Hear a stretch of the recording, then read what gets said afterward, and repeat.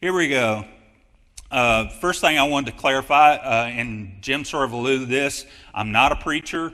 I'm an avid Bible study student. I've been doing this for about 30 years. About at the age of 40, I really got an itch to start writing books. And started writing books on Old Testament history, chronology, and those were my first two books. And then the last couple have been on prophecy. My writing is a little bit different because I'm not a preacher. And you'll see my skills from my day job sort of pop up because I'm a rocket scientist over in the Huntsville, Alabama area with the government. And just again, sort of prove the point that I'm not a preacher is there's me with one of my molecules from work. So,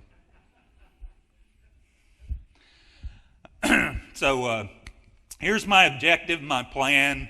I want to go through two different books. For the first hour, we're going to go through Stealing with Israel, and this book covers futuristic events that happened to Israel. The second book we're going to look at is Living in the Age of the Ram and the Goat. That was a book I wrote in 2011, and the sort of fascinating thing about it is that even as time has gone on, the book has still remained relevant. We'll talk about that in detail tomorrow. I got three different questions for you in both hours. In the first hour, I want to answer where are we on the prophecy timeline question. And that's an important question. Knowing where you are can actually change the way that you think about things. It enhances your perspective and sort of wakes you up depending on what your circumstances are. For example, when I was in Washington, D.C. one time with sort of a contractor friend of mine. We're traveling, we're doing our business up there in Washington, D.C., but we've been to Washington, D.C. several times together, and there's this one place that we like to visit to go eat at, and it had this entree or appetizer thing. It was on this big plate. It was a mound of ice, and on the mound of ice you had like crab legs and shrimp and oyster, and if you like seafood, it's wonderful. Okay, if you've never seen this before. And so we're wandering around Washington, D.C. on foot trying to find this place. This is before GPS. We have an address, and we kind of know where we're going. We're on the right street, and so we're walking towards the restaurant. And we're kind of lost at this point because we come onto a sidewalk and there's policemen sort of wandering around and tourists. And we're sort of wondering, well, where are we? Where the heck am I? And I turn around and I see it. I see where I'm at. I see not the restaurant, I see the White House. And I wasn't looking for the White House, and so it was. Think about it for a moment. I'm doing my thing, just living life. I'm going to eat. I have forgotten about my buddy at this time because I'm looking at the White House, the icon of the world's power, where the most powerful man sits, and I'm just sort of kind of soaking in the moment.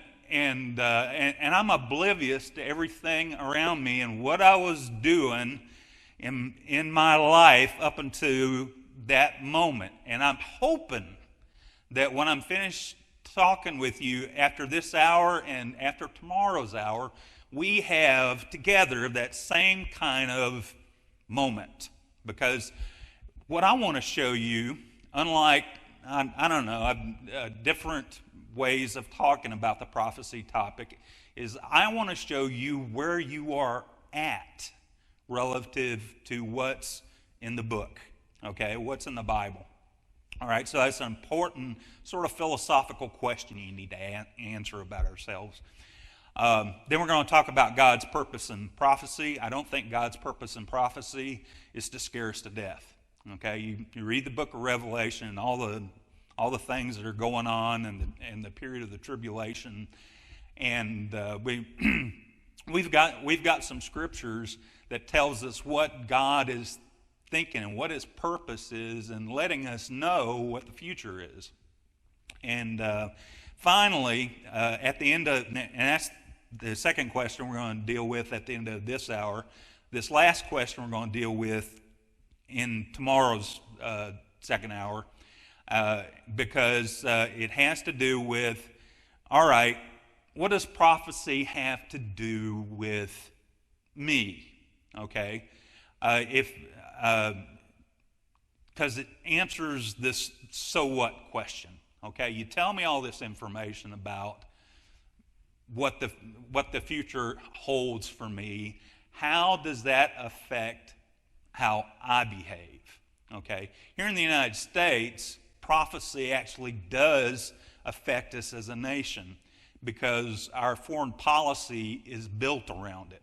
Our attitude towards Israel is grounded on the idea that we have people here in the United States that believe very much in the prosperity and the security of Israel because of the verse we know about in the Old Testament, where God says He will bless whoever blesses Israel and curse whoever curses Israel. Okay, and we've talked about that all day, haven't we?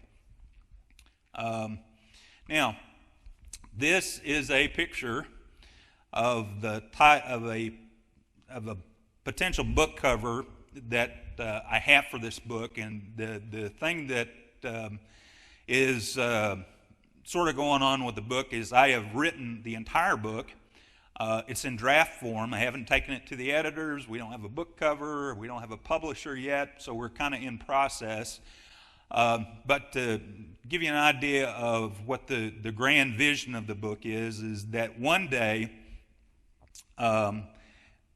Israel is going to be surrounded by a host of enemies. And this goes back to what Dean Hahn was talking about last night, where Israel would be the center of the storm. Okay? And that's what I'm addressing in stealing from Israel, because one day these enemies are going to steal Israel's land, their resources, and their people. Okay, and I tried to capture that by having this cake that's a picture of the flag of Israel, and these forks represent these surrounding nations that are going to take a bite out of Israel, and that's kind of where this is going. One thing I learned from writing the last book was that America has this love affair with Israel. When I was writing the last book, my publisher gave me this deal.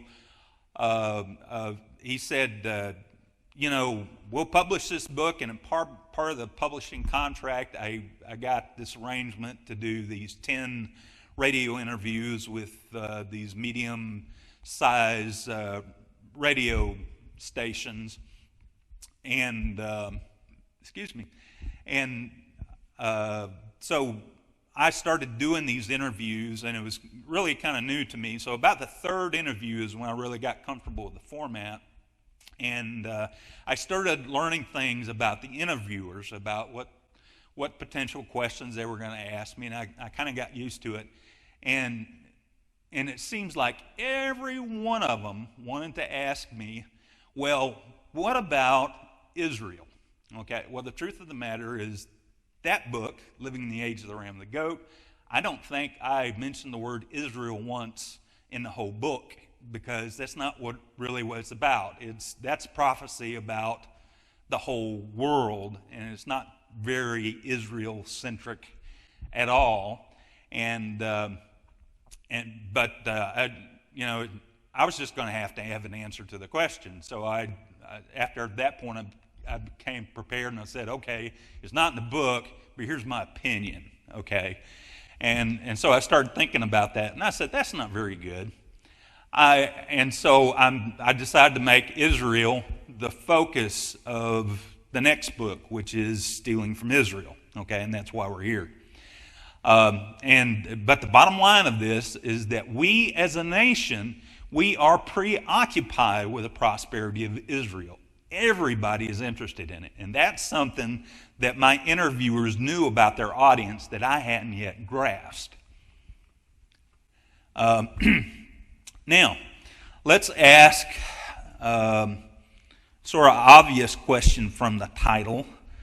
Stealing from Israel. How is it even possible? Think about Israel's position right now.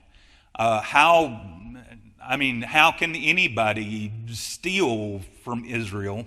Because if you go to a website that's out there on the web called firepower.com, there are 4 different nations in the Middle East, and they're all pretty evenly matched, militarily speaking. Turkey, Egypt, Iran, and Israel.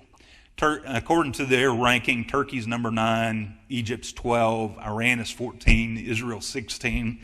But you start to compare the numbers, and they're pretty evenly matched. And so, in that sort of situation, if you're pretty evenly matched, then you're not really being threatened by anybody, and you're not and you're in a secure situation. So if you're close in power like that, how can Israel be in this unsafe situation where anything could be taken from them? Okay? Well, here is the thing to think about that's going to happen in the future, and the map's going to change. Okay? So if the map's going to change, we need to understand the map. Take a look at the current map here. You'll see that we have 3 major pieces of the map. We've got Jordan up there, we've got the West Bank, we've got Israel, and the line that divides Jordan is really the water. You start with the Sea of Galilee, and it flows down the Jordan all the way to the Dead Sea, and you can continue to follow that line all the way down to the Red Sea, and that divides Israel and the West Bank from Jordan. On the Israel side, the West Bank, its major features is in the north. We have Samaria, which is that large bump up there on the top, and then the smaller bump on the bottom of the West Bank is Judea, and you see a little spot there in the middle. And what's going on there is the fact that Israel controls Jerusalem, and that spot is we've carved Jerusalem out of the West Bank, and that's what that's doing here. Okay, and so now that we understand the major features of the map, let's add a little information to it.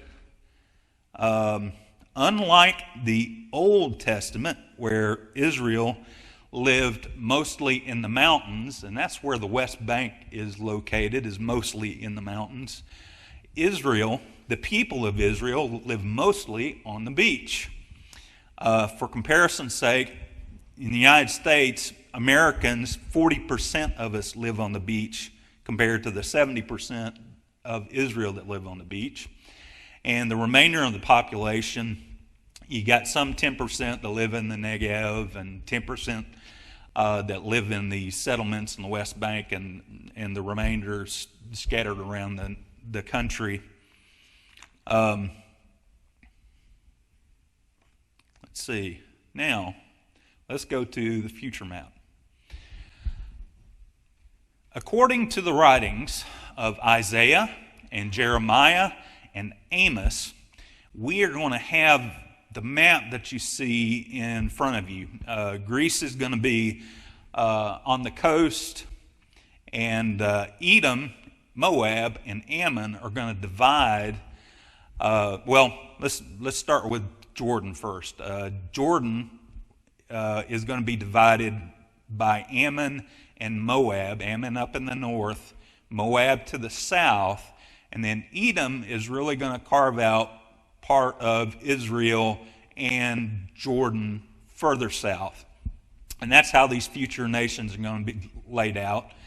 And then just for tracking purposes here, I left a faint outline of the West Bank up there on the map. Now, this is a map of Israel. What's missing on the map? Israel. Okay? And, all right, well, how are we going to resolve that? And it causes us to ask this question: where do we put all the people? Okay, somebody's got to go. Somebody's got to move. And it's kind of like a old saying we have in Alabama: we're trying to put 10 pounds of mud in a 5-pound bag. Jesus is going to provide us some clarity. Let's sort of ruminate over that statement a little bit. Okay, Jesus is going to provide us some clarity. How awesome is that? In Luke 21:21, Jesus said this: "Then let them which are in Judea flee to the mountains, and let them which are in the midst of it depart out." And the it we're talking about is the mountains. "And let not them that are in the countries enter thereinto." Now this is in the King James, so it's a little fuzzy. So let's see if we can clear it up. There are 3 groups of people mentioned in this verse. The first group are the people that live in Judea. Now, let's take a look at that a little bit closer. Here's sort of the problem with this phrase, because in the New Testament, the word Judea 42 times is used to describe the land, and 2 times it's used to describe the people. In fact, the same word that's used for Judea here 2 times in the New Testament actually is used to describe Jewry, or all of the Jews. Okay?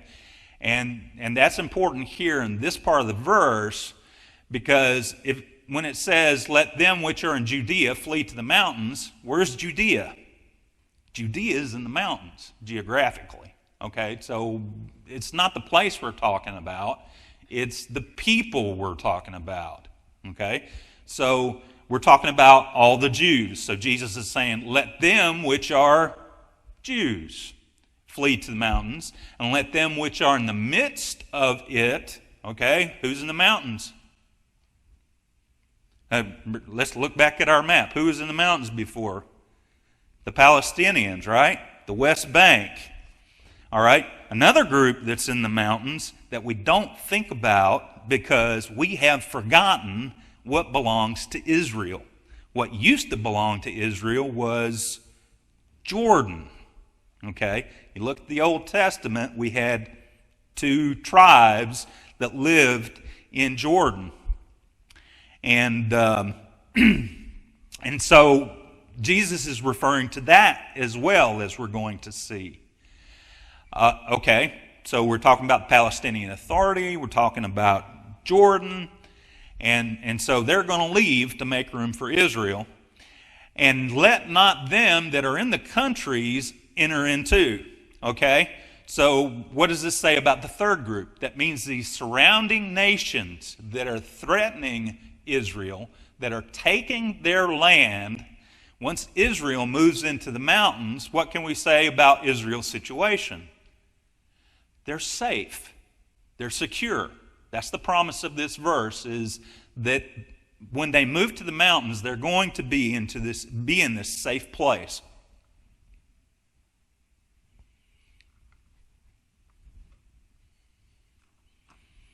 Okay.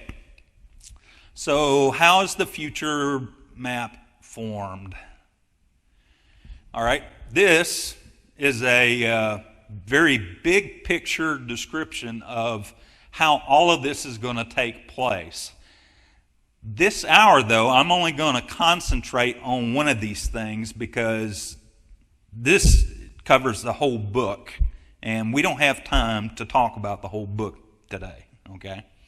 So what's going to happen is the nation of Jordan is going to split into 2 nations, Moab and Ammon.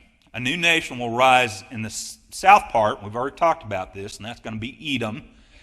where it's going to be in southern Israel and Jordan.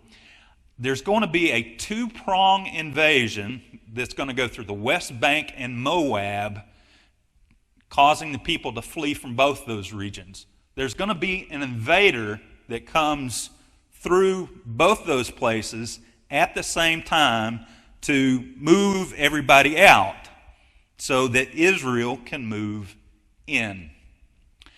Ammon's going to reclaim Moab. Moab's going to be moved out, but Ammon's going to still be there for a little while before they're going to be moved out.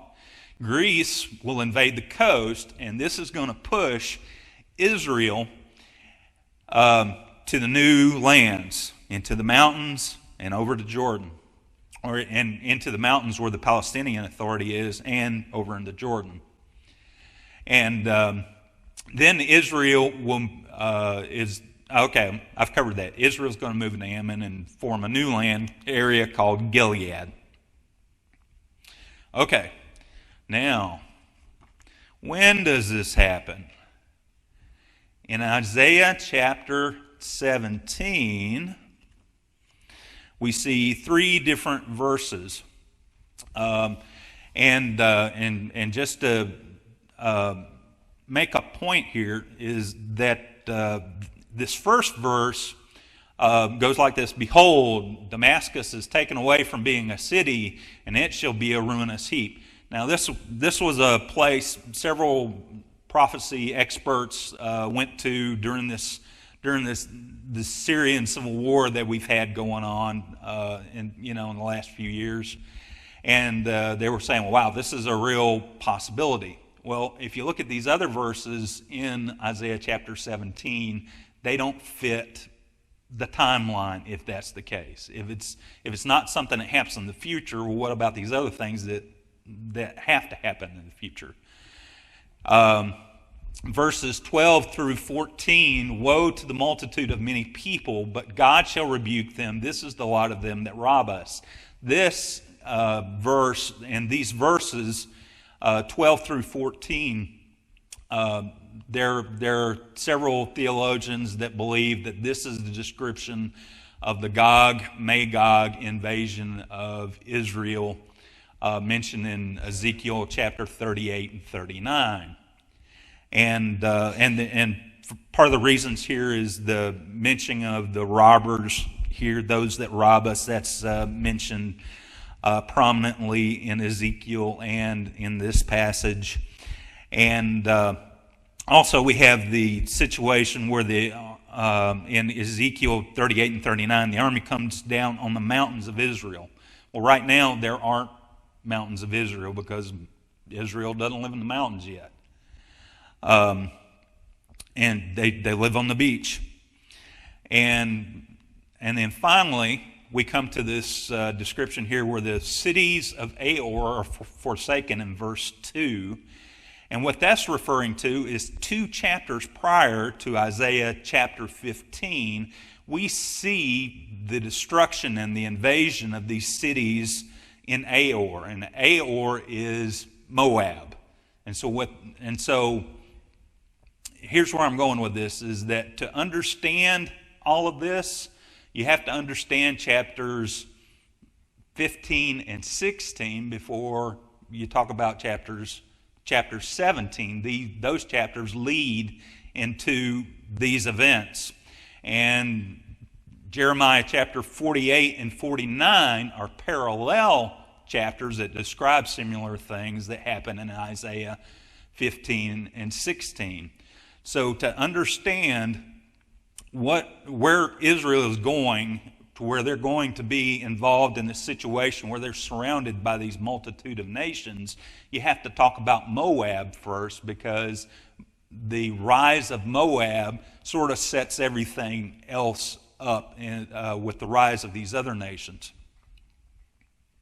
Okay, which causes us to ask this question: is Moab really Jordan? And before I do that, let me make another point that I should have made on the previous slide. When we talk about Isaiah chapter 15 And we say it has to happen before Isaiah chapter 17. And Isaiah chapter 17 talks about the Gog-Magog invasion of Israel. Theologians believe many theologians believe that the Gog-Magog invasion of Israel is the threshold event that starts the tribulation period that's written about in the book of Revelation that's been discussed prominently today. So if that's the case, what that means is what we're going to talk about with Moab. These have to be pre-tribulational events. So it's a pre-tribulational event. When does it happen? Well, we can see it happen. All right? That's a possibility. Now, back to Moab. Is Moab really Jordan? Well, Moab has 4 significant descriptors in the verses of in Isaiah chapter 15 and Jeremiah chapter 48. And what we see pop out are some kind of interesting features of the land. There's this vineyard, a vine of Sibma, and Sibma is located near modern-day Madaba, Jordan. Okay? And it's a pretty big vineyard, according to the scriptures. It should stretch out to 15 miles at least in one direction. There is a vineyard up there, and it's called the St. George's Vineyard. It's in Madaba, and it's one of the few vineyards in Jordan, but it's not nearly big enough. It doesn't stretch far enough in any direction to meet the requirements of the scripture. There's a Sea of Jazer that's mentioned for Moab. And what do we mean by sea here? We're talking about a large inland freshwater lake, just like the Sea of Galilee would be. The thing is, archaeologists and experts cannot find any indication that there's ever been a large lake near Jazer, which is actually near Amman, Jordan. Okay. It also describes plentiful fields that should be there, grass and hay for livestock, and what's also kind of a problem is the idea of a great multitude. How can you have a lot of people in Jordan? And all 4 of these things point to one glaring problem that you have in describing Jordan like this. Jordan is the 4th driest spot on the planet. Okay?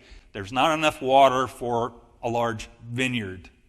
There's not enough water for a very large reservoir.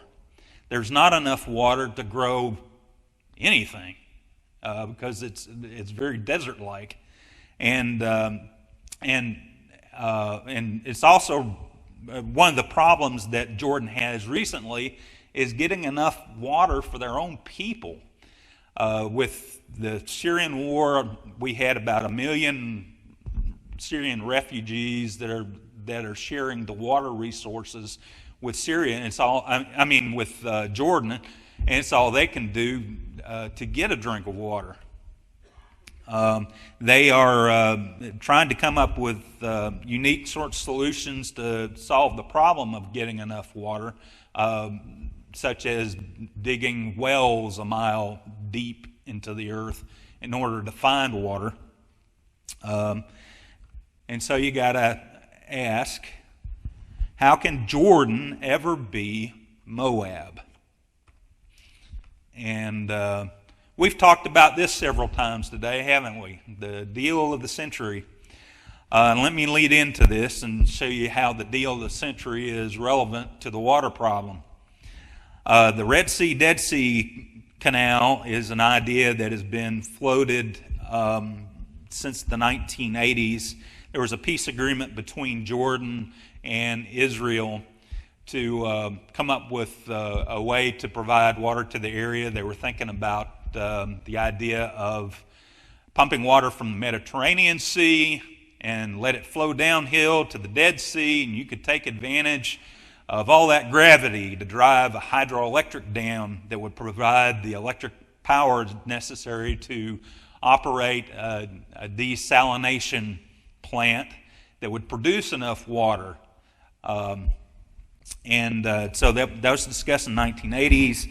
When the Syrian civil war started in about 2011, I've talked about the refugees, and so the situation has become critical, and that's really pushed Jordan and Israel to work together on this canal project, and now it includes Jordan, Israel, and the Palestinian Authority. And to add to that, it turns out that the Dead Sea, Red Sea Canal is an integral part of President Trump's deal of the century. The idea is to use to tie political goals with economic incentives.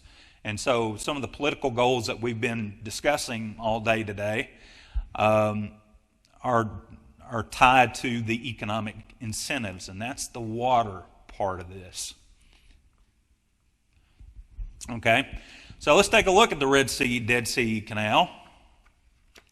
It's going to produce 53 billion gallons of water, of seawater, per year, according to the proposed plan. And let me just talk about the layout of the map over here.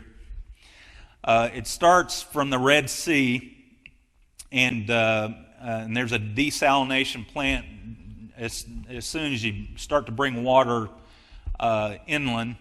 And then they pump it up to a reservoir because that's uphill up to that point. And then from the reservoir you go downhill, and there's a hydroelectric power plant that produces because of the difference in elevation, because the Dead Sea is the lowest spot on the planet. And so that water gets pumped down there, or flows downhill to the hydroelectric plant. The hydroelectric plant produces the power we need for the desalination plant, where we produce all this fresh water. The water that's left over from the process, they let flow down to the Dead Sea, because the Dead Sea is at sort of catastrophically low levels, and that's reported in the news if you want to look into that. And however, a lot of the fresh water is being pumped up to Amman, Jordan. And now there's one thing that's missing from this chart as well. And we've got, 53 billion gallons of seawater that we're processing, and we got it in this pipe, and we got it up, pumped up to the place at the end of the pipe is Amman. So what do you do with all that water once you get it there? You got to put it somewhere, right? So the thing that makes sense is putting it in a big lake. So if it's in a big lake, and where did we say we needed a big lake? Amman, Jordan. Okay, so it fits the description of Sea of Jazer. So a lot of the parts of the puzzle are beginning to, sort of come together here. Now, let me ask a strategic question from Israel's point of view. Why would Israel agree to do this? Israel said publicly, we don't need water. We've got our own desalination plants over there near the Mediterranean. Why do we need your water? Okay, or not? Why do we need to even buy into or cooperate with this project? And one of the things that Israel is afraid of is that Iran, which has a large presence in Syria now. Earlier in the year, I read an article where there were 80,000 soldiers in Iran just a few months ago. I do not think they have left. And so Israel is afraid if they're in Syria, they're close enough to cause problems for Jordan. And if they cause problems for Jordan and destabilize Jordan, they could come into Jordan and just be right next door to us, be our next door neighbor, as it were. And so Bibi Netanyahu had said that, okay, we'll buy into this. We will throw some resources at the problem and work together with you guys on this. And now you can sort of see the benefit that President Trump sees in the project. It allows these two countries to work together. But here's the problem for Israel is, what if by bringing all this water in here that Iran still moves into Jordan after you've brought in all the water? Because after you bring in all the water, now you can support a lot more people than you could before. If I didn't bring in the water and Iran came in, you couldn't bring in as many Iranians. So it reminds me of a quote from one of my favorite movies, Kung Fu Panda. One often meets his destiny on the road he takes to avoid it. Okay? And I believe that's what's going to play out here with Israel. I've got a little proof. Because we're going to answer the question, who is Moab? Prophecy about Jordan describes a scene of mourning that sounds very much like the Iranian observance of Asherah. Remember, I was saying that our description of Moab is in Jeremiah chapter 48. And bear with me for a minute, and we're going to walk through this verse here in Jeremiah 48:7. For every head shall be bald, every beard trimmed, clipped. Upon the hands shall be cuttings, and upon the loins sackcloth. A lot of these elements sound just like it's not so much a holiday as it is a day of mourning.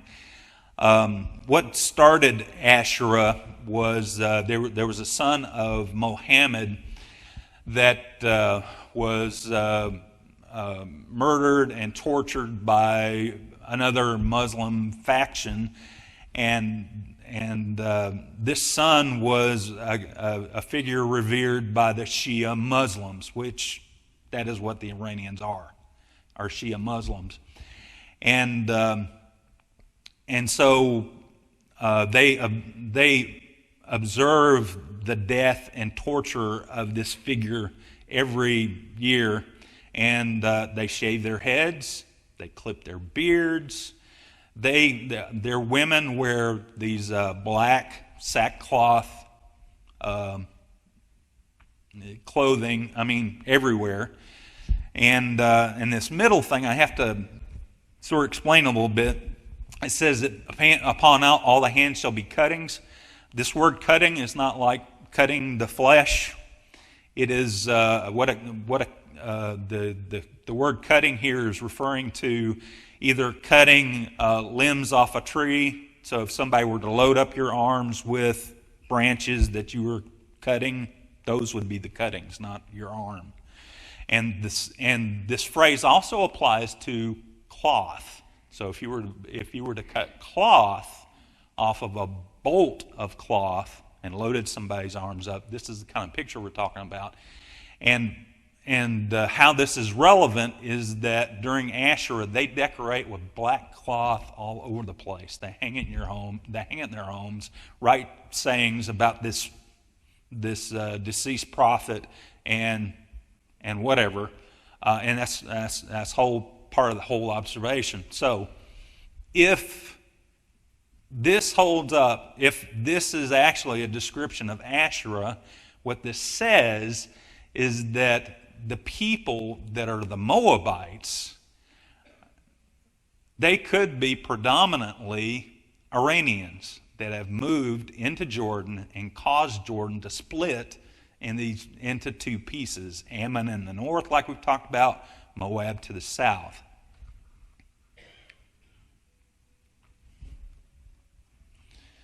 Okay, now the rise of Moab is going to be glorious. Okay, they're going to have all this water. They're going to be a veritable oasis, and their agriculture is going to be off the hook, and they're going to have lots of water, lots of people. okay? And so they'll be politically, militarily more powerful, okay? But what's going to happen is that prosperity often attracts the wrong crowd. And that's what's going to happen here, is all these things that they have acquired are going to be taken away from them. But it's going to be an ugly scene.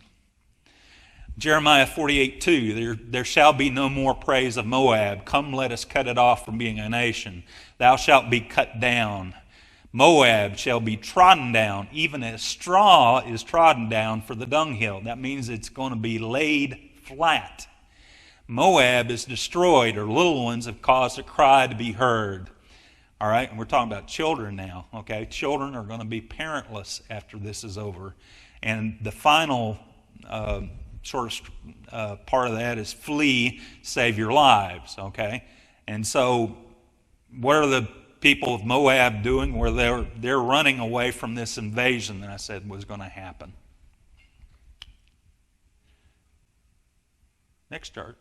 Okay, some of these people that are running, some of them are going to be captured. Therefore the abundance they have gotten, and that which they have laid up, shall they carry away to the brook of the willows. This brook of the willows phrase is kind of interesting because it's a place. The word willows, I think, is misinterpreted, and there are others that other theologians that have pointed to that a good alternate understanding of that word willows is Arabians. So it should read the brook of the Arabians. The word Shat al-Arab means the stream of the Arabs. The Shat al-Arab is a part of the Euphrates and Tigris rivers that converge in southern Iraq and then flow all the way down to the Persian Gulf. It forms the largest marshland, if you can imagine, in the Middle East. It's like the Everglades, which is kind of fascinating when you think of all these places that are essentially deserts that surround it. But the Shat al-Arab also is a clue.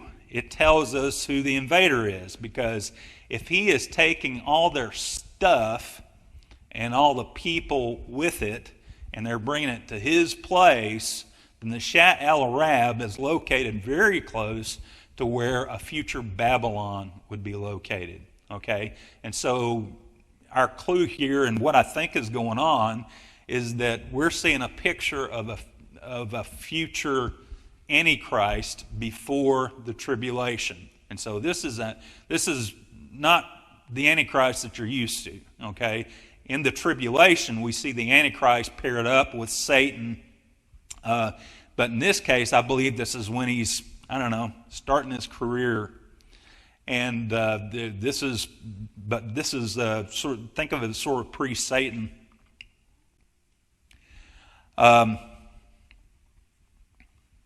Now, some can escape. When it is seen that Moab is weary on the high place, that he shall come to his sanctuary. And I have that word al-Harim Asharif, if you're wondering how to pronounce it, to pray, but he shall not prevail. Okay, there's going to be this religious leader in Moab who's been praying on this high place, but now he's going to a sanctuary. So what's the difference between a high place and a sanctuary? Well, I believe the sanctuary is unique because this is the only time this word is used here. The word sanctuary, every other reference of it in the Old Testament is either referring to places where they were worshiping in Israel, or it was referring to the temple. Okay? And so if you go to Jordan and you ask somebody where the sanctuary is, they have no trouble telling you where it is. It's the al-Harim Asharif, because what that word means is the noble sanctuary. It's their term for the Temple Mount. Okay? So that really sort of ties the whole word together in how it's used in the Old Testament. But here's the thing. He's going to try to get to Jerusalem, try to get to the Temple Mount, and he's not going to get there. Okay? And we'll see how that's relevant here in a moment.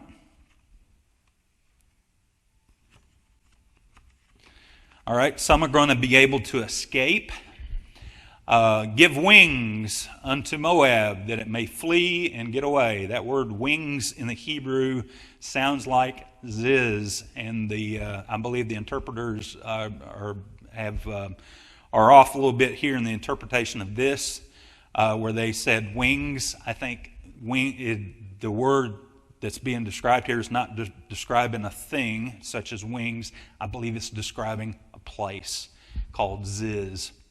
And so, because it gets rendered like this: give Ziz unto Moab, that it may flee and get away. In 2 Chronicles chapter 20, verse 16, we see where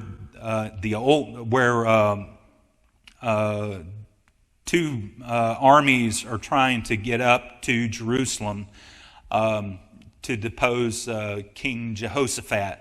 And so the path they use is they're going to go from the Dead Sea. They're going to go to this place called Ziz, and it's a dry riverbed. It's a path from the Dead Sea all the way up to Tekoa, and you can go from Tekoa right next to Jerusalem. So it's a path to get you from the Dead Sea to Jerusalem. Because if you go to the Dead Sea and you're on the west side of it, you have all these cliffs that keep you from going any further up the hill until you get to En-Gedi. And En-Gedi is called the ascent of Ziz. And so it seems to make sense. And it also makes sense as to where they're going. Remember the religious leader that was trying to get to the Al-Harim Ash-Sharif? He's trying to get to Jerusalem and couldn't make it. These people were able to get to Jerusalem and did make it. Okay, I think Jerusalem is a safe place during this invasion, and let me show you why. Okay, let's look at the invader's path. All right, from Isaiah chapter 10, 28, 32, he has come to Aiath. He has passed to Migron at Michmash, and I'm not going to name all the names here, but let me assure you what's in this list of places. It starts from the north in what we would call the West Bank and Samaria, and it works down, going south, until you get to Nob, and then the invader that is taking this path and gets to Nob, what does he do? He shakes his hands, his arms, and is shouting at Jerusalem, because he is upset and angry because he can't get to it. That was his objective, was to get to Jerusalem, and he can't get there. He shall shake his hand against the mount of the daughter of Zion, that's Jerusalem, the hill of Jerusalem. Okay? That's why it's a safe place. That's why these people were trying to get there and couldn't make it. Okay? Now, having said all that, here's my purpose for what we're talking about today. And it goes like this, that 2,500 years ago, God was talking to Jeremiah and Isaiah and told them to write down these things. And they wrote down things that didn't make sense to them. The book of the Arabs, okay? It doesn't exist. They don't know what it is, okay? What about the sanctuary? Okay, they didn't know that it was referring to their temple, and so they didn't recognize that the Dead Sea Canal was going to play was this thing that was going to cause all this water to be present for Moab in the future. Okay, and so these things they couldn't possibly know about, we know about now, and they're explicitly described here in the Scriptures. And that's the miraculous part of fulfilled prophecy. It's something that we shouldn't be able to do at all. It's knowledge we shouldn't have at all unless God stuck it out there for us to find. Okay? And so now, like I said at the beginning, we know where we are.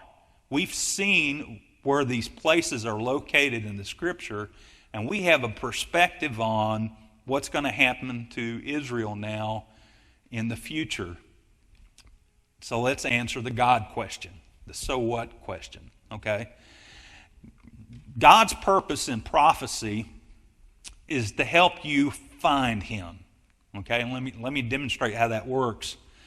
God says in the Scriptures that He defines being God as telling the future and having it fulfilled and know how it's going to be fulfilled. Let me show you how. In Isaiah chapter 41, 23, show the things that are come hereafter, that is, show us prophecy, that we may know you are God. So in Isaiah chapter 41, God is, through Isaiah, is challenging these false gods, these fake gods that Israel has fallen at that point. And God here is making the point that these guys are fake and false, and they don't meet the standard of being God, because in order to be God, God says, let them show you the things that are going to come hereafter. So that's a definite. So God is defining what it takes to be God. He says in Isaiah 46:10, I am God who is declaring the end from the beginning, and from ancient times the things that are yet done. Okay, so God is saying the thing that I'm trying to show you is that in the very beginning I laid out these prophecies, and when they are fulfilled, they're going to demonstrate to you that I am God, because in order to do this, you have to have two godly qualities. You've got to be omniscient, that is, all-knowing, okay? You've got to be omnipresent, and that word omnipresent is not just talking about being everywhere at one time, because God is spirit, but also being present on the timeline, because God is present on the timeline as far back as you can go, in the present and in the future, all at the same time, because He's omnipresent. And that's what it takes to write prophecy and fulfill prophecy, okay, and see its fulfillment. In Isaiah 48, 3-5, we're going to make some of the same points again. I have even from the beginning declared it to you. Before it came to pass, I showed it to you, lest you would say, my idol has done them, and my graven image and my molten image hath commanded them. God uses prophecy to set Him apart from the worship of these other religions that can't possibly meet the standard of being God as God defines it. And let's finish, and let's conclude with this one-line statement. The fulfillment of prophecy is the threshold one has to pass through to make the claim to be God. All right.